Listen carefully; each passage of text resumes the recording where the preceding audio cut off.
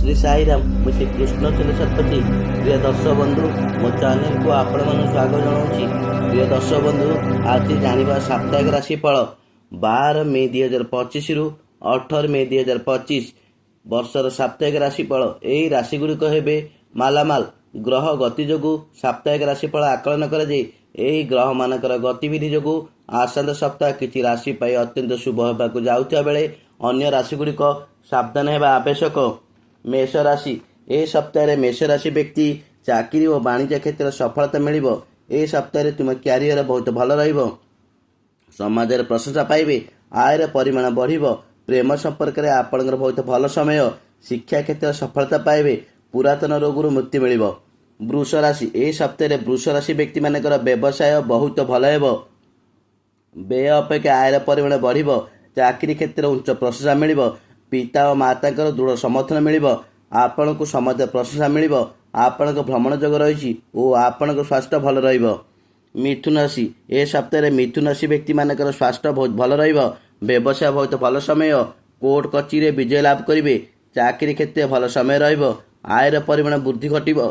छात्र छात्री माने शिक्षा क्षेत्र उन्नति करिवे। परिवार और पिलामानक स्वास्थ्य बहुत भल रहिबो।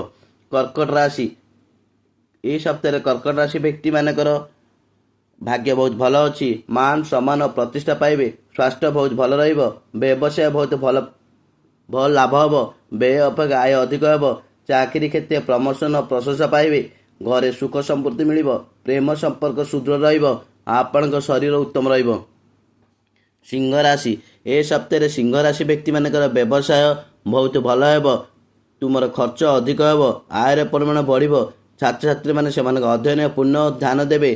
चाकरी क्षेत्र में मध्य लाभ पाइबे। चाकरी रे पदोन्नति पाइबे। स्वास्थ्य आपनकर बहुत भल रहिबो।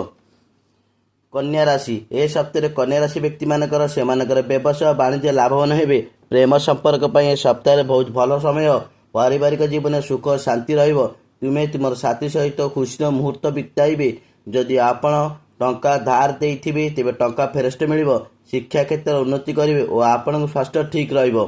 तुला राशि ए सप्ताह तुला राशि व्यक्ति मानकर अत्यंत लाभदायक हेबे। कारण ए सप्ताह सूर्य और बुध कन्या राशि पंचम रही बुधात्य राजयोग करिवे। तेणु आपणकर भाग्य साथ देव। क्यारियर उच्च सफलता पाइबे। जो माने विदेश रे काम करछिनी सेमानकर बहुत खुशी खबर पाइबे। चाकरी क्षेत्र उच्च प्रशंसा पाइबे। स्वास्थ्य समस्या बहुत भल रहिबो और आपणकर आध्यात्मिक कार्यकलाप प्रति अधिक आग्रह बढ़िबो। बिछा राशि ए सप्ताह बिछा राशि व्यक्ति व्यवसाय दृष्टिकोण बहुत भल समय। आपण नूतन व्यवसाय आरंभ करिवे। चाकरी क्षेत्र आपण संतुष्ट लाभ करिवे। उपरिष्ठ अधिकारी प्रशंसा पाइबे। प्रेम संपर्क हेउ कि पारिवारिक जीवन तुमर खुशी और संतुष्ट अनुभव करिवे। छात्र छात्री माने शिक्षा क्षेत्र सुख फलप्रद पाइबे। ए सप्ताह आपण स्वास्थ्य प्रति ध्यान देवे। धनुराशि ए सप्ताह धनुराशि व्यक्ति मानकर उत्थान पतन घटिबो। आपण निज परिवार सहित तीर्थस्थान यात्रा करिवे। छात्र छात्री मानकर उच्च शिक्षा पे समय भल अटे। तुमर आर्थिक स्थिति भल रहिबो। डेली आयर परिमाण वृद्धि घटिबो। व्यवसाय करते व्यक्ति माने इच्छाकृत लाभ पाइबे। चाकरी करते व्यक्ति माने सेमानक चाकरी खुशी मन हेबो। स्वास्थ्य जंत समस्या मुक्ति मिलिबो। मकर राशि ए सप्ताह मकर राशि व्यक्ति मानकर सेमानक परिवार सहकर्मी संपूर्ण समर्थन पाइबे। आपणकर आयर परिमाण वृद्धि हेबो। पारिवारिक जीवन सुख और शांति रहिबो। तुमर जीवन साथी सहित भ्रमण जोग रही। तुमे तुमर व्यवसाय नूतन वाणिज्य करिवो। चाकरी क्षेत्र उच्च प्रशंसा मिलिबो। स्वास्थ्य आपणक भल रहिबो। कुंभ राशि ए सप्ताह कुंभ राशि व्यक्ति मानकर पई भल हेबो। व्यवसाय और वाणिज्य लाभवान हेबे। विवाहित लोक मानक सेमानक जीवन रे खुशी देखा जीवो और पारिवारिक जीवन खुशी समय हेबो। चाकरी क्षेत्र प्रमोशन प्रशंसा मिलिबो। प्रेम जीवन बहुत भल अछि। दूर यात्रा भ्रमण सफलता पाइबे। शिक्षा क्षेत्र में आपणकर बहुत भल और प्रतियोगिता आपण सफल हेबे। आपणकर आयर परिमाण अधिक हेबो और पुरातन रोगरु मुक्ति मिलिबो। मीन राशि ए सप्ताह मीन राशि व्यक्ति माने केते लाभदायक हेबो। कारण से ए सप्ताह तुमे तुम समस्त गुरुत्वपूर्ण कार्य समाप्त करियो। प्रशंसा मिलिबो। ए सप्ताह आरंभ में आपण क्यारियर और रोजगार इत्यादि संबंध किसी भल सुजोग पाइबे। आपण शिक्षा क्षेत्र सफलता पाइबे। प्रेम संपर्क अति मधुरता रहिबो।